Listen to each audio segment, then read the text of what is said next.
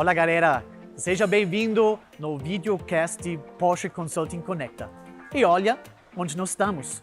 Estamos aqui na Porsche GT3 Cup Challenge São Paulo. Esse é um lugar mágico para pessoas que gostam de carro Porsche. E hoje temos um prazer de conversar com o Denner Pires. O Denner Pires, ele é o CEO, o diretor, o presidente dessa empresa, e ele vai contar um pouquinho sobre essa história que ele fez aqui no Brasil com nossa marca, e também ele é um grande parceiro da Porsche Consulting, porque aqui vocês conseguem ver a operação, e nesse momento eles estão fazendo toda a manutenção dos carros de corrida. E nós, da Porsche Consulting, ajudamos ele para otimizar os processos. Então agora vamos subir, conversar com ele sobre a história, sobre o crescimento e sobre a visão dele no futuro de carros de corrida. Vamos lá!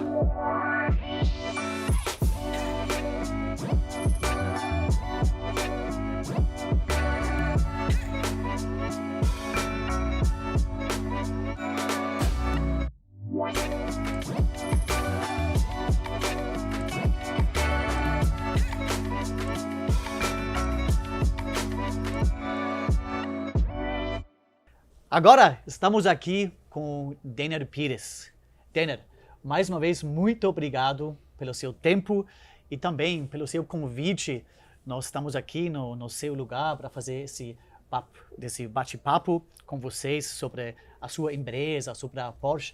Mais uma vez, muito obrigado. Imagina, eu que agradeço a Porsche Consulting estar aqui, né? Você também, Rudiger, e toda a equipe.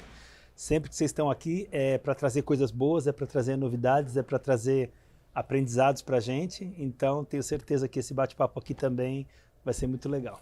Quando surgiu esse sonho? Na verdade, o sonho acho que é desde garoto de estar envolvido com corridas, e quando eu me apaixonei pela marca Porsche, falei, o ideal seria Porsche com corrida, né? Ainda Sim. Pensando aqui em Brasil, ainda muito distante e tudo, mas aí aqui no Brasil existe ainda até hoje não está tão difundida, mas existem duas corridas importantes aqui no Brasil, que uma é a 1000 milhas de Interlagos, é uma corrida que dura 12 horas, super tradicional, Sim. desde os anos, sei lá, muito tempo atrás, e 500 quilômetros de Interlagos também, de muitos anos atrás. E eram as únicas corridas de endurance, de longa duração, Sim, que tinham aqui no Brasil. E aí, eu acabei conhecendo um amigo que conhecia outro que tinha uma intenção de correr nessa corrida. Eu já tinha ido em algumas vezes como garoto assistir essas corridas com meu pai e tudo mais. E aí apareceu uma oportunidade então de eu preparar um carro para as 1000 milhas do Brasil. Isso legal. foi em 94, eu demorei o ano de 94 para fazer a preparação, e a gente de fato concorreu nessa 1000 milhas, participou nessa 1000 milhas em 95. Ainda em 94 eu trabalhei um pouquinho num time alemão, consegui adquirir um pouco de experiência ali com corridas e com Porsche. Uhum. E aí preparei esse carro na verdade eu tenho ele até hoje guardado. Ele é um carro, nasceu um carro em 1971, Tá. né? Quando eu me conectei com esse amigo, que é o André Lara, esse carro estava desmontado numa oficina que alguém pegou para fazer esse projeto, mas acabou que não pôde dar continuidade, faltou, sei lá, alguma coisa para dar continuidade. E eu olhei o carro e falei, André, eu topo o desafio, tá pronto, né? Agora, né? Tá feito o desafio. E aí trouxe o carro para minha oficina e fiquei um ano lá, mais ou menos, preparando, e pus motor de um, com freio do outro, com não sei. Ele era Testando, né? Qual é o melhor setup. A palavra certa, ele é um Frankenstein total, né? Então, carro 71, com motor de não sei que ano, com freio de não sei que ano, com a suspensão do outro, com umas peças naquela época era muito raro, fibra de carbono, hoje é muito mais comum. Então a gente desenvolveu aqui, eu consegui um parceiro que conseguia me ajudar com fibra de carbono, não tinha a perfeição de hoje, mas já começou funcionando. E aí então fomos para a primeira corrida oficial de verdade, que foi 1000 milhas de 95. E vinham muitos carros de fora, o próprio Nelson Piquet trouxe um time BMW oficial, o próprio Rubinho Barrichello também, Raul Boès, enfim, vários pilotos que depois acabaram virando amigos e tudo mais. Mas naquela época eram só aquelas estrelas que eu olhava de longe. Peso pesado, e né? Nós levamos Participaram, lá, né? o nosso carrinho, e esse time também que eu trabalhei em algumas vezes, que é o Franz Conrad, trouxe 2 Porsches novinhos, um correu o Wilson Fittipaldi, o Christian Fittipaldi e tal. E eu lá levei um Porschinho 71, meio tal, arrumadinho lá. O bairro que eu morava lá na Vila Galvão, lá em Guarulhos, chamava-se Vila Galvão, né? Uhum. E era um Porsche todo ali preparado e atrás ali tinha um adesivinho assim, Made in Vila Galvão. e os E chamou a atenção, chamou a atenção. E os meninos todos que trabalhavam comigo na oficina ali, que também não tinham praticamente nenhuma experiência de corrida, também ali compusemos uma equipe. Uhum. E vamos lá fazer a corrida. E terminamos em terceiro lugar, né? Os carros que o Franz Conrad trouxe, que foram 2 Porsches novinhos, ganharam o primeiro e segundo, e a gente ganhou em terceiro, sabendo que o nosso carro era um pouco deficiente e tudo, mas chegamos na frente dos BMWs e disso, daquilo, eu falei, nossa, aí foi o delírio, né? Isso foi em 95. Boa, muito então legal. aí a corrida virou aquela paixão que entrou na veia total. E nunca mais saiu, né? Nunca mais saiu. E aí, ainda com esse carrinho, no ano seguinte, eu falei, não, agora eu quero ganhar. E aí falei com esse meu amigo, o André, falei, topa, vamos fazer aí por turbo e tal. Fizemos tudo isso daí, quer dizer, eu fiz, né? Mas ele também sempre me apoiou, ali um baita amigo até hoje. E colocamos biturbo e uma série de coisas. Melhoramos o freio, a direção. Bom, conclusão, vencemos a corrida. Nossa, em legal. primeiro lugar. Então eu falei, agora tô com o pé aqui, agora tô... Então esse basicamente foi o semente para onde nós estamos hoje, né? Numa empresa profissional. Sim, Mas da onde vem? Porque de um lado, claramente, a paixão, competência técnica, visionário, sonhador, mas além de tudo isso, você tem que ser um empresário também, né? Para calcular todos esses business cases hoje em dia, para falar, olha, vou montar uma empresa, se você só sonhar, é difícil, né? Você também tem que ter essa cabeça de eu vou planejar e calcular os custos para virar uma coisa de sucesso. Sim, então, quando a gente se envolve nas corridas, principalmente, o coração às vezes sempre toca mais forte. Sim. E muitas vezes muitas pessoas até se perdem com isso e acabam não indo bem financeiramente, porque compararia isso com aquela pessoa que está acostumada, viciada em jogo, sabe? Sim. Mais ou menos uma coisa assim. Sim. E eu falei, putz, eu não posso entrar nessa porque eu não tenho lastro para um negócio desse, eu não posso. Preciso fazer isso ser uma coisa empresarialmente que fique em pé. E sustentável, de longo prazo. Você queria fazer uma coisa que dura, não é uma coisa de rápido, longo prazo. Exatamente. E também para você contar com patrocínios para um carro, uma corrida que tinha 2 por ano, um negócio que acabava sendo caro e não tinha muita representatividade na mídia. Cara, a conta não vai fechar. Ou quem tem um bolso ali, fiquei pensando. E aí, junto disso também, um outro fator, que é o fator esportivo e a vontade de ganhar, também começou a depor contra, porque eu tinha um carro bem preparado e tudo, mas às vezes chegava alguém de fora com algum carro muito melhor do que o meu. Sim. E essa corrida ela não tinha um regulamento, né? Então, é como se eu falasse assim, se eu pudesse colocar números, eu tinha um carro de nota 10, e daqui a pouco chegava um outro piloto com um carro de nota 50, e outro com nota 100.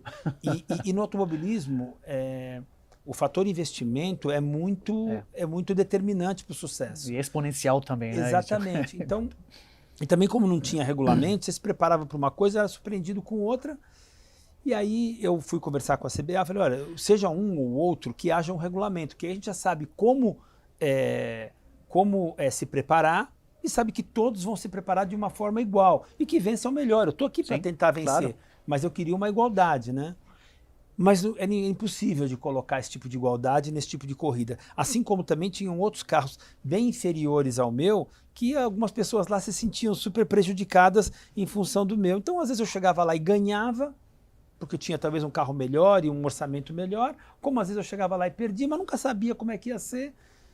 Então me colocava às vezes no lugar de quem ganhava e também me colocava no lugar de quem perdia. Sim, sim. E aí comecei a ver como é que eu fazia para ter um carro mais competitivo e tudo, e como é que eu vou dizer assim, é um negócio sem fim, né? Sim, claro. Falei, bom, então acho que a única forma que eu tenho é criar alguma coisa em meu próprio regulamento. E o meu próprio regulamento e o meu próprio campeonato, né? Era super ousado pensar nisso, e principalmente naquele tempo, hoje talvez mais fácil, né? Mas então comecei uma conversa com a Porsche, eu e como já citei, meu ex-sócio, que é o Roberto Keller, começamos uma conversa com a Porsche para saber como é que poderia fazer para ter essa categoria.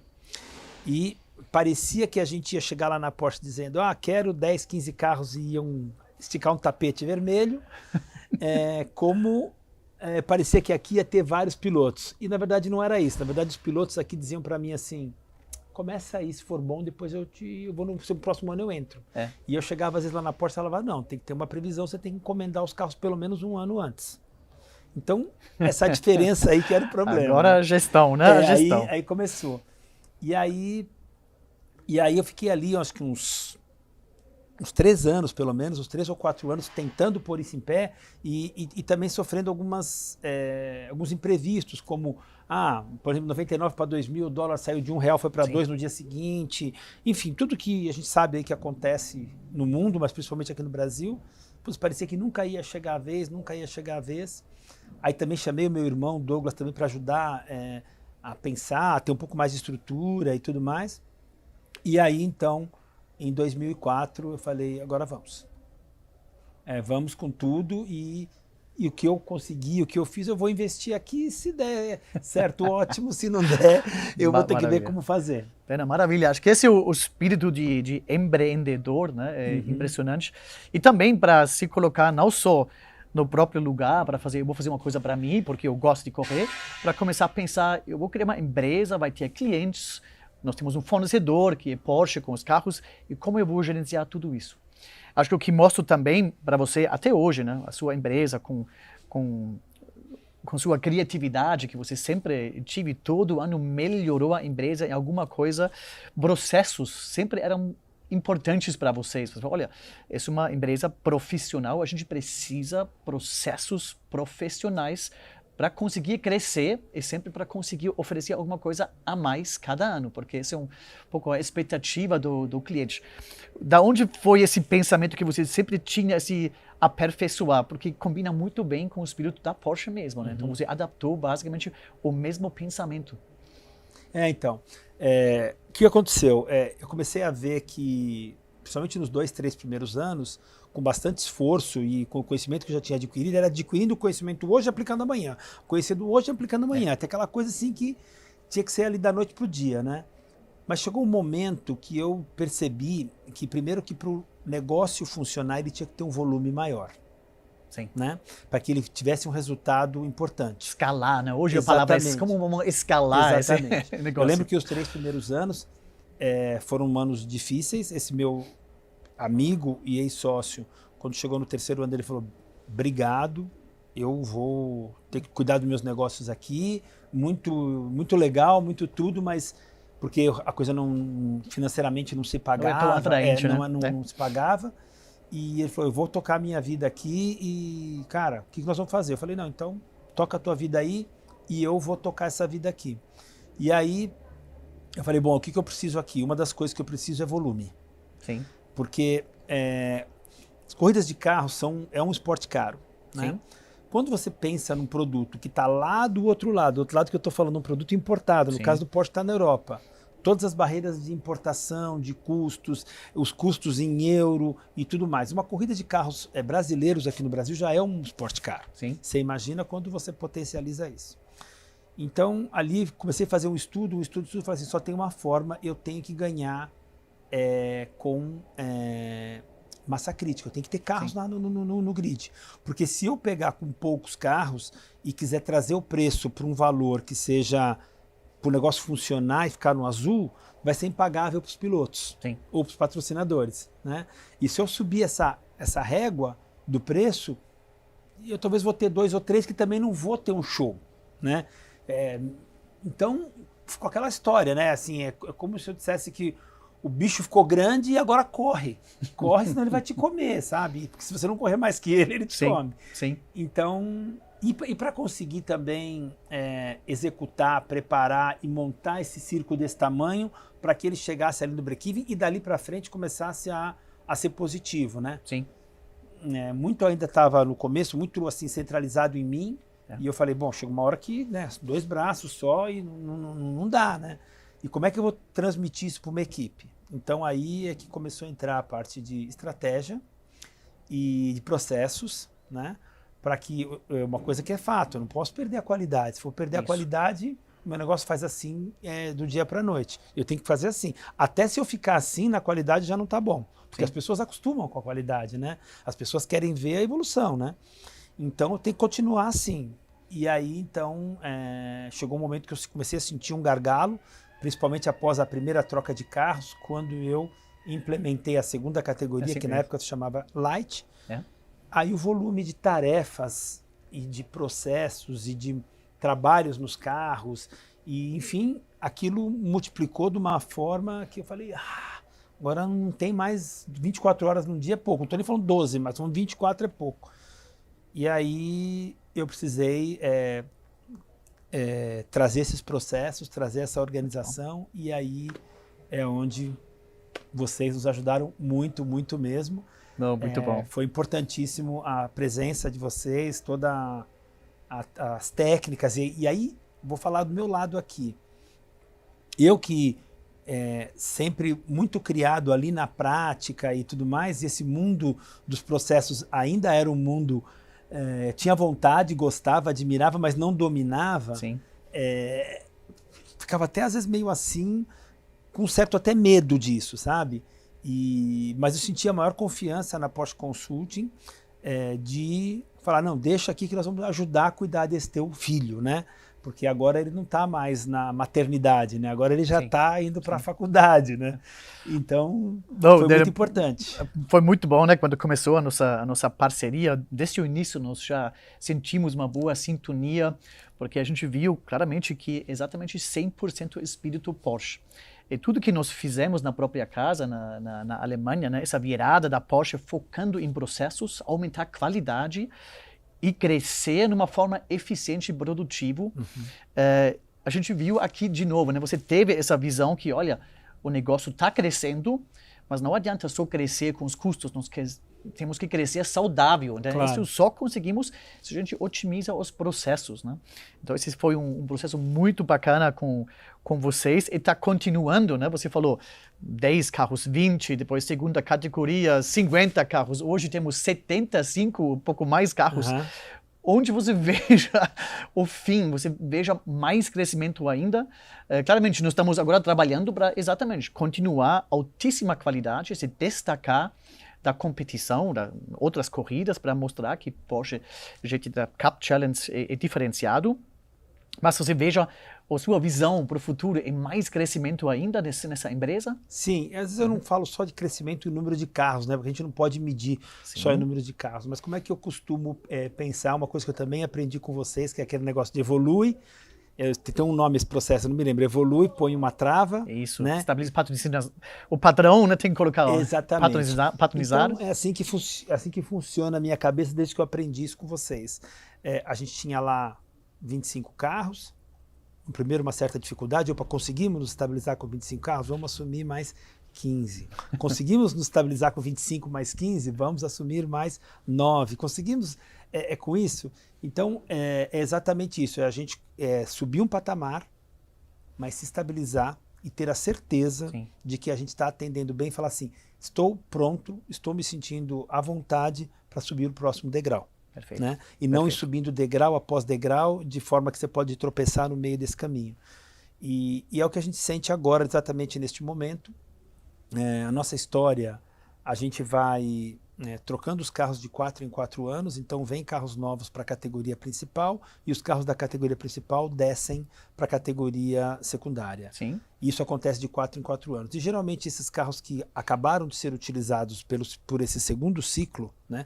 Primeiros 4 anos na categoria principal, que é o primeiro ciclo dos carros, o segundo ciclo é na categoria secundária, e geralmente esses carros depois voltam embora, não ficam mais aqui.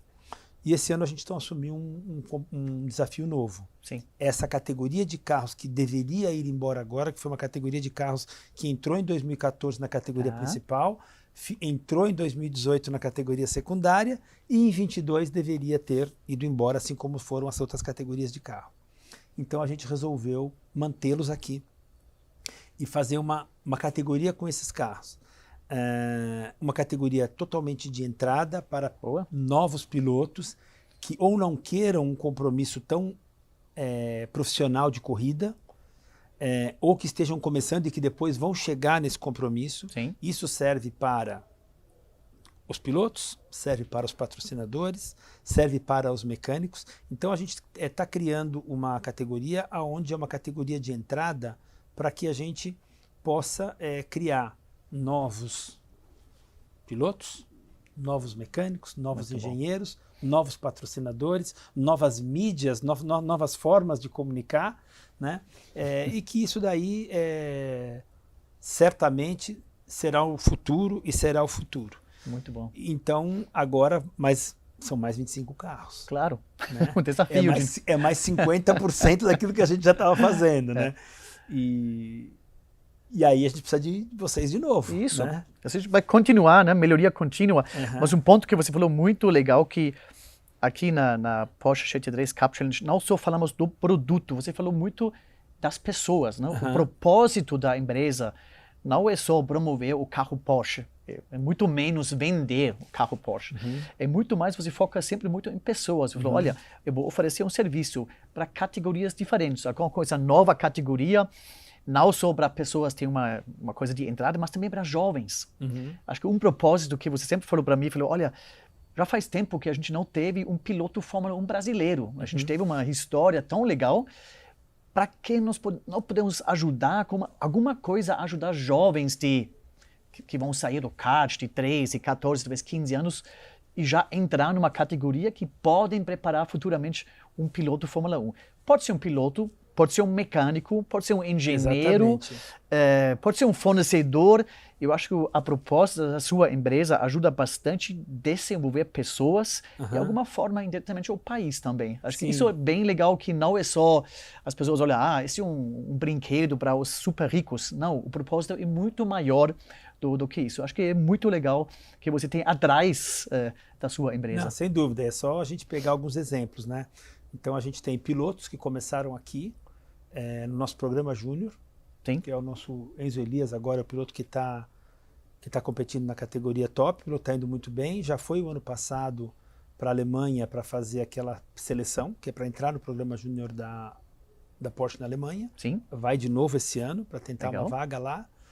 Então é um piloto que evoluiu aqui dentro, mas eu tenho mecânicos, né? Mecânicos que começaram aqui com a gente e que hoje nem estão mais aqui, estão trabalhando fora e até em outras marcas de carro.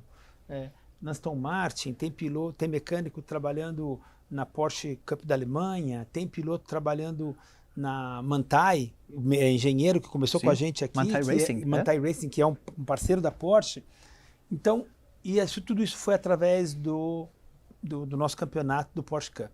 Eu, como não sou piloto, eu digo até muitas vezes assim, existe lá aquele sonho de um garoto que quer ser o piloto de Fórmula 1, o Nelson Piquet, ele quer ser o Ayrton Senna, o Emerson Fittipaldi. Mas existe, gente, o mecânico que quer ser o Nelson Piquet dos mecânicos, entendeu? Claro. O campeão dos mecânicos, o campeão dos engenheiros. E tem muita gente competente. E isso é uma coisa que também me dá muito orgulho aqui de trabalhar com esse pessoal. E a gente tem que criar o quê? Tem que criar essa plataforma para que eles consigam se desenvolver. Quando a gente, na primeira troca de carros, foi em 2007 para 2008, os carros vinham equipados, os de 2005 não vieram, que foram de 2005 até 2007, mas os de 2008 vieram equipados com um sistema chamado Data Acquisition, nada mais é do que um sistema que grava tudo aquilo que o carro faz na pista, o que acontece com o carro, tanto os sinais de mecânica do motor, a temperatura, a pressão de óleo, como também os dados de pilotagem do carro. Fazendo uma analogia, é como se eu falasse assim, é o ultrassom da tua volta, é o raio-x da sua volta, né?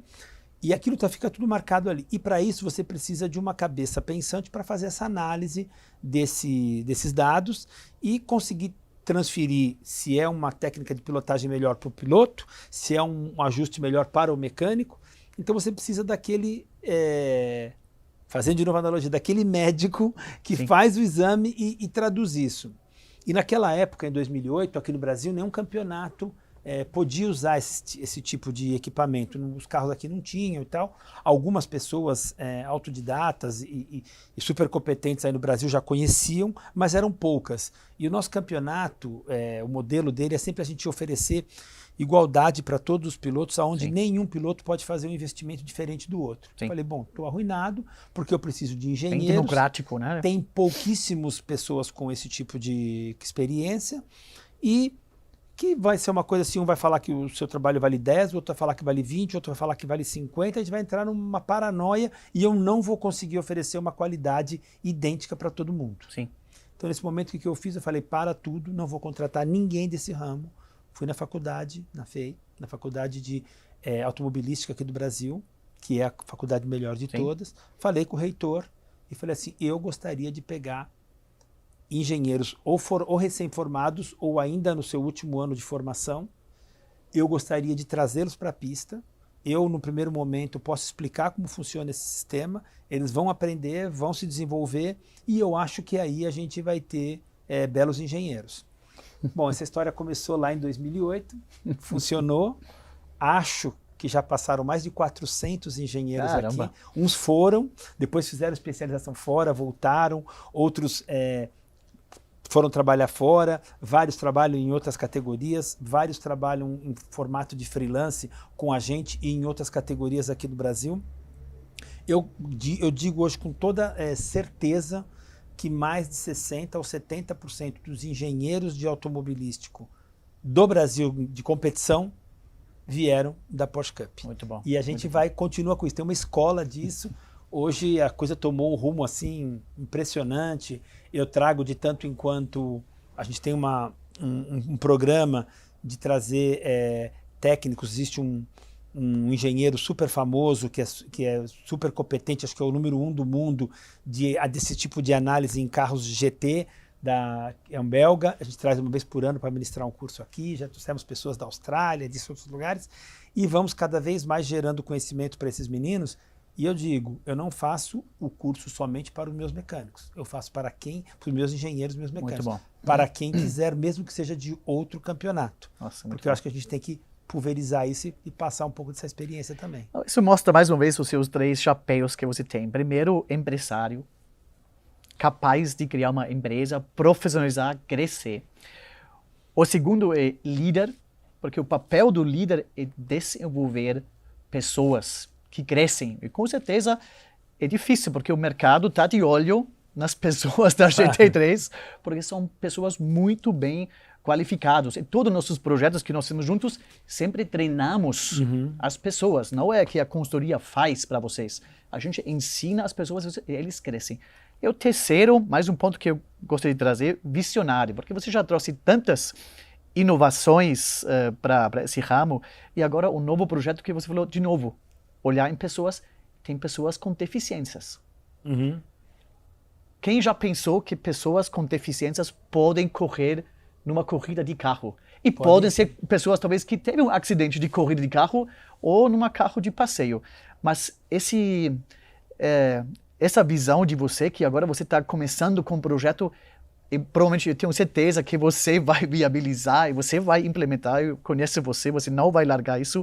Esse, de novo, mostra a sua visão. Acho que isso vai acontecer também, né? Para integrar a inclusão dessas pessoas também, para trazer, não por causa de deficiência, largar essa coisa, mas não, ao contrário. A gente vai conseguir trazer essa emoção de novo para as pessoas. É verdade, porque, na verdade, a gente é movido por sonhos, né? E não é porque uma pessoa teve lá algum acidente ou qualquer outra coisa que perdeu algum movimento ou tem alguma limitação. O sonho não tem limite. Isso. O sonho não tem limite, né? Eu uso o meu exemplo, eu era um menino lá de Guarulhos, da Vila Galvão, de uma cidade, de um bairro pequeno de Guarulhos, e jamais podia imaginar que poderia ter hoje aqui, isso tudo aqui, esses carros, essas pessoas, esse conhecimento e tudo isso que é o sonho, né? Sim. E o sonho a gente tem que ir atrás, então, com responsabilidade, com ponderado, mas enfim, mas é um sonho. E eu acho que tem muito mais, esse esporte tem muito mais para oferecer do que só ali uma corrida de carros e que às vezes a gente vê ali na televisão os pilotos ou algumas pessoas bem-sucedidas e tal. Atrás daquilo tem tanta gente trabalhando, tem tanta gente depositando os seus conhecimentos, sim, né? Que é tão legal. Quando eu comecei lá atrás, é um modelo que é utilizado muito nos outros Porsche Cups do mundo, né? Só para saberem, existem aí 22 ou 23 campeonatos desses espalhados pelo mundo.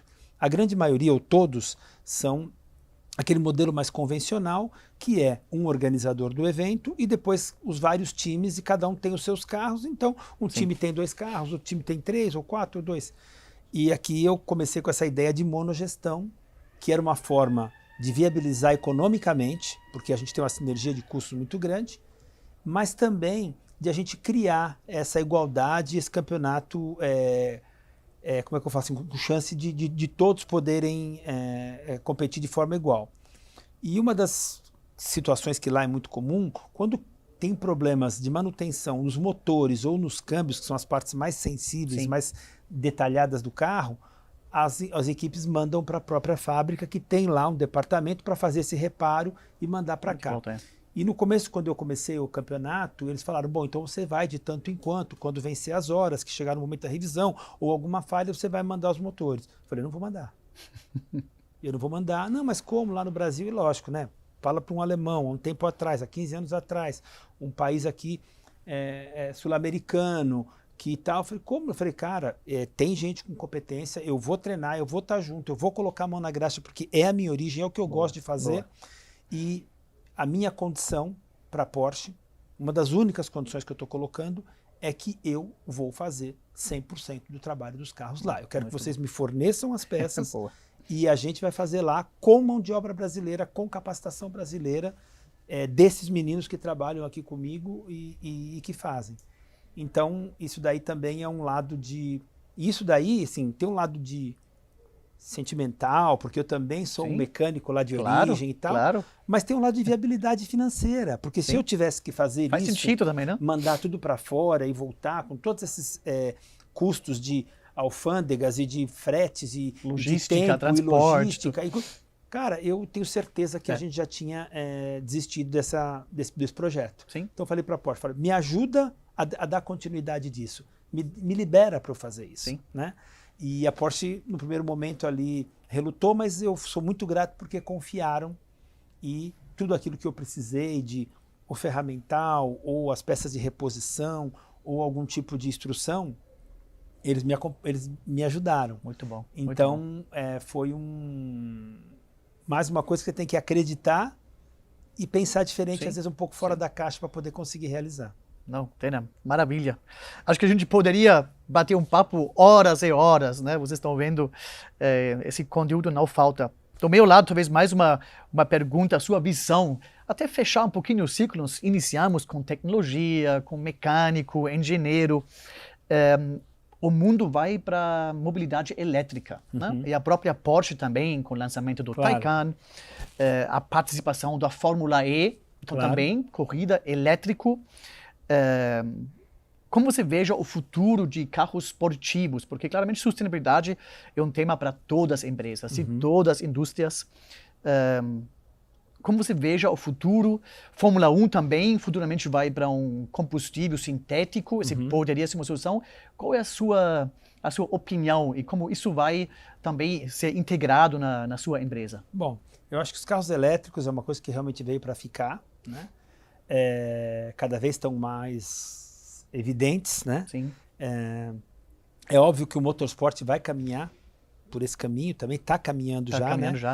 Agora acho que no momento é um pouco mais com os carros híbridos, também tem os elétricos como o Fórmula E, mas por exemplo a Porsche mesmo agora e outras marcas do mesmo nível estão desenvolvendo carros para Le Mans, que são carros híbridos, né? E já tem carros aí em testes e que vão começar a correr no ano que vem. Inclusive tem um brasileiro que vai correr num desses carros, que é o Felipe Nars, e que esse brasileiro já correu conosco aqui algumas vezes, acabou que virou meu amigo particular e eu torci muito para que ele entrasse lá, porque primeiro que é um baita talento, uma ótima pessoa e sempre quer queira ou quer não, traz um pouquinho mais desse automobilismo para o nosso Brasil aqui, mostra um pouquinho mais a nossa cara. Então, boa sorte para o Felipe, tenho certeza que ele vai se desenvolver muito bem. Já ganhou Le Mans, 24 horas de Daytona, já ganhou, né? Com o GT, ainda não com o híbrido, mas vai começar. Então eu acho que a Porsche está investindo bastante, como outras marcas também. A gente já vê os carros da Porsche, o tipo de evolução, né? Então eu tive a oportunidade de andar um pouco, sentir, conhecer o Taycan, que é o 100% elétrico. É impressionante o carro, mesmo os carros híbridos, né? O Cayenne híbrido é uma eficiência gigante. Então esse é um caminho que vai acontecer, né? Vai acontecer. quando ele chega no nosso campeonato, que é o nosso campeonato monomarca, e ele vai estar acessível para esse tipo de estrutura que eu tenho Sim, aqui, sim. de vários carros e tudo, eu não sei, mas as coisas galopam assim muito mais rápido do que a gente pensa, né? Sim. Então acho que agora é fazer o seguinte, é ficar antenado, confiar na Porsche, confiar nos produtos que a Porsche tem, no que ela nos oferece e dizer para eles: estamos prontos para fazer o que for preciso. Somos parceiros, né? Vamos Parceiros. lá. Maravilha. Daniel, muito obrigado. Obrigado vocês. Agradeço muito o seu tempo, Obrigado. todo esse conteúdo, essa fascinação que a gente compartilha. E pessoalmente eu agradeço muito a nossa parceria de muitos anos. E vamos continuar. Tem vários desafios na frente, vai ter mais crescimento, vai ter mais inovações tecnológicas, mas a gente vai enfrentar conjunto. Não, vai sim. Eu também agradeço muito a você, a todos da Porsche Consulting. Porque acabo de falar, olha o tamanho desse negócio que se tornou. E se eu não tiver os processos de vocês e tudo, eu não vou sobreviver de forma saudável. Então, cada vez mais preciso de vocês e é muito bom contar com isso. Maravilha. Gente, muito obrigado. E fica a dica, né? As corridas da Porsche GT3 Cup Challenge, vai lá. É uma festa, é um evento, é uma emoção, uma experiência muito grande. Eu recomendo para todos. E quem quiser saber mais, entra em contato seja com Porsche Consulting ou com Porsche GT3 Cup. Tá bom? Obrigado, até mais. Obrigado a todos.